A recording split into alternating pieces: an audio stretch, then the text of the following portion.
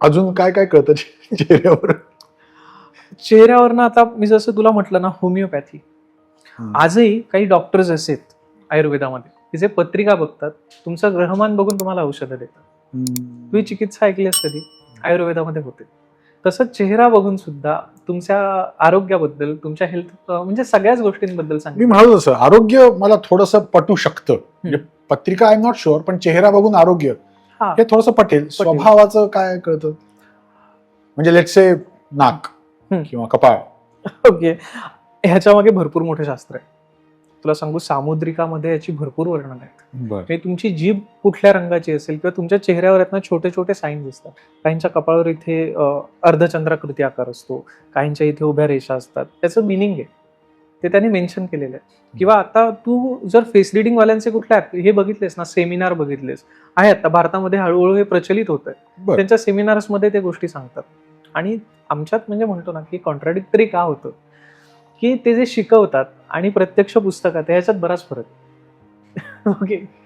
काही काही आता तू रील्स बघशील फेस रिडिंग बद्दल की आपकी आंखें ऐसी है तो आपको मिलेंगे इतने बड़े पैसे, असं असं काही नाही आहे ऍब्सोल्युटली. माणसाचे डोळे 3 प्रकारचे आहेत. एक सात्विक, राजसी आणि तामसी. बरं. ओके. ह्याचा कॉम्बो तयार होतो. बरं. एकास एक लागून एकास दुसरं, म्हणजे तिन्ही पर्सनॅलिटी आपल्यामध्ये असतात. अच्छा, म्हणजे प्रत्येकात ते असतं, प्रमाण कमी जास्त प्रमाण असेल. कमी ओके. जास्त असतं. आता जो माणूस सात्विक आहे ना, त्याचं कपाळ मोठं असतं, नितळ असतं, व्यवस्थित असतं. जो राजसी आहे त्याचं कपाळ असतं ज्याच्यावरती रेषा असतात हलक्या. बरं. राजसी तत्व. आणि तिसरा जो आहे तामसी, त्याच्या कपाळावर आठ्या असतात, लिटरली अशा त्या डार्क दिसतात किंवा तुटकं फुटकं कपाळ दिसतं. माझं काहीच नाही. हा, म्हणजे माणूस तामसी झाला की जसा दिसतो, यार पॅनिक झाला, ज्याला आपण पॅनिक म्हणतो. तू पॅनिक झाल्यावरती तुझा चेहरा बदलतो. प्रत्येकाच्या चेहऱ्यात आहेत.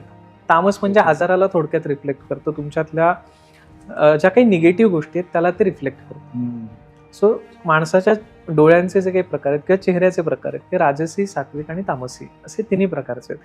तुझ्याकडे मध्ये जर कोणी आले असतील लोक की जे बाबा अध्यात्मात आहेत, त्यांचा चेहरा सात्विक दिसतो, त्यांच्या हसण्यामध्ये, बोलण्यामध्ये ते दिसतं.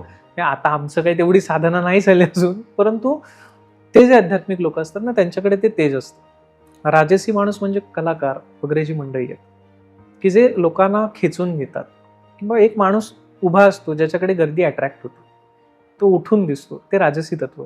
आणि एखादा माणूस असतो तामसी असतो, ज्याच्याकडे कोणी लक्ष देत नाही, त्याची वृत्ती तशी असते, त्याचं बोलणं, त्याच्या डोळ्याचा कलर किंवा त्या डोळ्याचा शेप हा तसाच असतो, उबडधोबड. हे काय आहे तर हे लिहून ठेवलेल्या गोष्टी. ओके. आता त्याला म्हणूया ना की शास्त्राचा आधार तर तो तेवढा जुना आहे. आम्ही फक्त त्याचा अभ्यास करतो, त्याच्याद्वारे या गोष्टी मी तुला सांगतो. कपाळांच्या आकारावरून काय काय कळतं? कपाळाचे माझ्याकडे अभ्यासात 144 प्रकार आहेत. ओके. कपाळाचा खड्डा आणि त्याचा उंचवटा ह्याच्याद्वारे सुद्धा कपाळाचा अँगल बदलतो. ते जे म्हणतात की भव्य कपाळ असेल तर कर्तृत्ववान, त्याच्यातही 2 प्रकार आहेत. बरं. भव्य कपाळाचे 2 शेप्स आहेत. एक असतो अर्धचंद्राकृती, जो कर्व दिसतो बघ, काही काही जणांचा कपाळ कर्व दिसतो तो. आणि दुसरा असतो ओपन हेअरलाईन. हेअरलाईनचा एक जो प्रकार आहे ओपन हेअरलाईन आणि दुसरे कर्व हेअरलाईन. त्याच्यामध्ये ज्याची हेअरलाईन ओपन आहे त्याची पर्सनॅलिटी भरपूर वेगळी. बरं. आणि ज्याची कर्व हेअरलाईन आहे त्याची पर्सनॅलिटी वेगळी. एक जो असतो ना हा मटेरियलिस्टिक आहे, ज्याची ओपन हेअरलाईन. प्रॅक्टिकल आहेच, म्हणजे तो पैशाच्या मागे लागलेला असतो असं म्हणायला हरकत नाही. तो 10 गोष्टींचा अभ्यास करेल व्यवस्थित की इथे पैसे मिळू शकतात. ते स्मार्ट असतात बेसिकली. सो पैशाला असा त्रास होत नाही. पण एक तुला सांगतो यांच्याबद्दल, तुझे असे कोणी मित्र असतील ज्यांचं कपाळ फार मोठे आणि ओपन हेअरलाईन, त्यांना विचार घेतलेलं कर्ज पूर्ण झालंय. अच्छा. तुमच्याकडनं ते कर्ज पूर्ण नील झालंय हा प्रश्न तू त्यांना विचार. कारण 1 रुपयाचा का होईना कर्ज राहतच, एकातून दुसऱ्यात, दुसऱ्यातून तिसऱ्यात. ह्या माणसाचं एक वैशिष्ट्य सांगतो तुला. हा माणूस बाजारात गेला ना तर 1000च्या 4 गोष्टी विकत नाही घेणार, किंवा मिळतंय दिसतंय चांगलं म्हणून नाही घेणार. त्याला ते ब्रँडच पाहिजे तर हेच पाहिजे.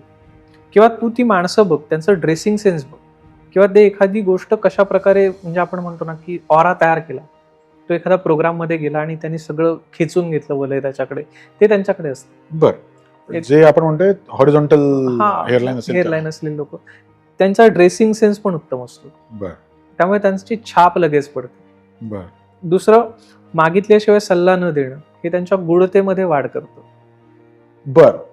त्यांना मागितल्याशिवाय ते एक शब्द बोलणार नाहीत. बर सगळ्यात महत्वाचं लूपहोल्स पटकन कळतात. बर कुठली गोष्ट असू दे त्याच्यातनं पळवाट किंवा स्मार्ट असा रस्ता कसा शोधायचा ते त्यांना कळतं. वेळप्रसंगी सामदाम दंडभेद हे वापरण्याची त्यांच्यात स्किल असतात. कर्व जो कपाळाचा व्यक्ती आहे ना, हा अतिशय हा व्यक्ती डेडिकेटेड आहे. तो इन्व्हॉल्व्ह आहे. तो एक तर एक काम करणार आहे, बर मनापासून करणार आहे आणि स्ट्रेट फॉरवर्ड. त्याच्यामध्ये ते अग्रेशन की हे चुकीचं आहे तर हे चुकीचं आहे, हे बरोबर आहे तर हे बरोबर आहे, हे सांगण्याचा निडरपणा ज्याला आपण म्हणतो ना, तो त्यांच्याकडे काय फुल प्रूफ प्लॅन आहे. बर तो माणूस पूर्ण तयारीने जातो. जर मला तुला भेटायचं असेल, माझं कपाळ भव्य आहे, तर मी 4 दिवस आधी तुझा अभ्यास करेन आणि मग मी तुझ्याकडे येईन. बर हा जो काही म्हणतो ना की कॅपॅसिटी जी आहे विचारांची ती त्यांची तशी आहे. त्यामुळे ही लोक आणि ती लोक याच्यात बराच फरक आहे. म्हणजे तू म्हणतस ना फक्त मोठं भव्य कपाळ, कपाळ इज नॉट काही नाही. बरं त्यात खड्डे आहेत का? भव्य कपाळ असेल म्हणजे कपाळावर असे असतात. खड्डे असतात. म्हणजे तू आता जर बघितलंस हात फिरवून तर तुझ्याही कपाळावर काही ठिकाणी तुला खड्डे आणि काही ठिकाणी उंचवटे दिसतील. बर मी फ्रेनॉलॉजीकडे आपण हम्म. गेलो, जसं मी म्हटलं ना फ्रेनॉलॉजी स्कलवरून तसं. परंतु ते खड्डे आहेत, उंचवटे आहेत, त्याच्यावरूनही तुमचं भविष्य ठरतं. कारण तुम्ही इंडिव्हिज्युअल आहात. केवळ मोठं कपाळ हे सगळ्यांना लागू होईल असं नाही. जसं आपण राशी भविष्य वगैरे ऐकतो ना की धनुराशीच्या लोकांना आज हे घडेल, सगळ्यांच्याच बाबतीत नाही घडत. हे 30-40% लोकांच्या बाबतीत घडतं. कारण तुम्ही शेवटी इंडिव्हिज्युअल आहात. तुम्ही जे काही कर्म केलेत किंवा जे काही ज्याने तुमचं जीवनमान समृद्ध झालंय अनुभवाने, त्याद्वारेच तुम्ही मोठे होता. त्यामुळे ते तुम्हाला लागू पडेल असं नाही. तो एखादा खड्डा एखाद्या जागेवर असेल, तो मधल्या भागात असेल, समजा तुझ्या कपाळाच्या इथे खड्डा असेल तर तुझे विवाह जमायला अडचणी येतात. ओके, तुला अपॉर्च्युनिटी कमी येतात. जमलेला विवाह आहे तर त्याच्यात अडचणी येते. रिलेशन मध्ये येऊ शकतात. अच्छा तू कधीतरी बघ, ऑब्झर्व कर आणि मला सांग. एक दुसरं आहे की कपाळाच्या म्हणजे आज्ञाचक्राच्या जागेवर जर काळसरपणा असेल तर तू केलेल्या कामाचं रिकमेंडेशन तुला मिळत नाही कधी. बर तू अनुभव घे.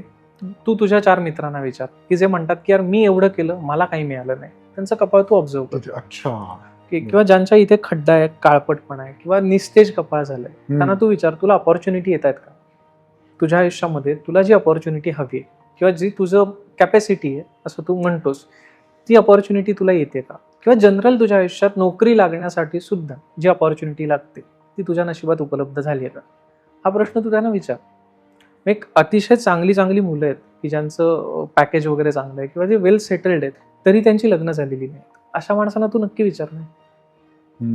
तो एक खड्डा सुद्धा किती फरक पडतो त्याने. हे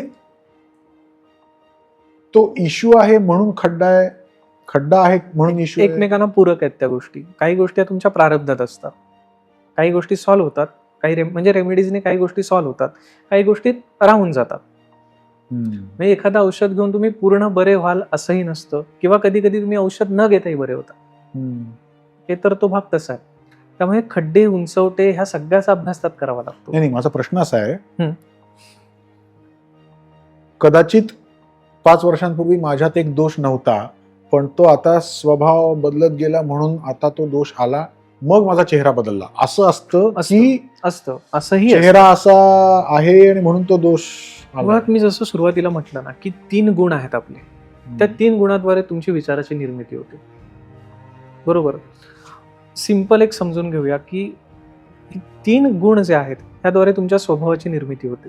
त्यामुळे त्याच दृष्टीने जो स्वभाव तुमचा ऍक्सेलरेट होईल, जो तुमचा गुण ऍक्सेलरेट होईल, त्याद्वारे तुमचे विचार तसे बनत जातात. त्याद्वारे येणारे रिफ्लेक्शन्स तसे येतात. म्हणजे ज्याला आपण अतिंद्रिय शक्ती म्हणतो ना, त्याचा अभ्यास होतो. ज्योतिषांना कळतं कुठून तर त्या अतिंद्रिय शक्तीच्या अभ्यासातून. ती जी कॅल्क्युलेशन्स आहेत की कधी काय घडेल. अतिंद्रिय शक्ती म्हणजे काय? पॅरासायकोलॉजी. बर. आणि आता जर तू म्हणशील ना, जी सायकोलॉजी दिसते, जी आपण प्रूव्ह करू शकतो, ती आपण सायकोलॉजी आता अभ्यासात आहे आपल्याकडे. परंतु जगात पॅरासायकोलॉजीवरही भरपूर रिसर्च झाला. जी गोष्ट दिसत नाही परंतु काही जणांचे इंट्युशन्स तेवढे शार्प असतात. बघितले असतील आता टीव्हीवरती सुद्धा बरेच जण आहेत की जे मनातलं गेस करणं, ह्या अशा गोष्टी करतात आणि बरेचदा ती उत्तरं बरोबर पण येतात. त्यांनी आधीच लिहून ठेवलेलं असतं. त्या ट्रिक्स आहेत. हे अतिंद्रियांचा वापर हा होतो. माइंड रिडिंग हा काही कुठे अभ्यासक्रमाचा घटक नाहीये. इंट्युशन पॉवर किंवा ज्याला आपण म्हणूया ना, त्याच्याद्वारेच ते होतं. अतिंद्रिय शक्तींचा तो अभ्यास आहे पूर्णपणे. इव्हन ते सगळे माइंड रीडर सांगतात की ह्या ट्रिक्स आहेत. तू असा कोणाचा दावा ऐकलास की बाबा रे हे 100% खरं आहे? तेच म्हणून तर म्हणजे अरे काही गोष्टी ह्या दिसतात, काही गोष्टी नाही दिसत. ज्याला त्यातला थोडा बहुत सेन्स असतो ना, तो त्याच्यात काहीतरी घडवून दाखवतो.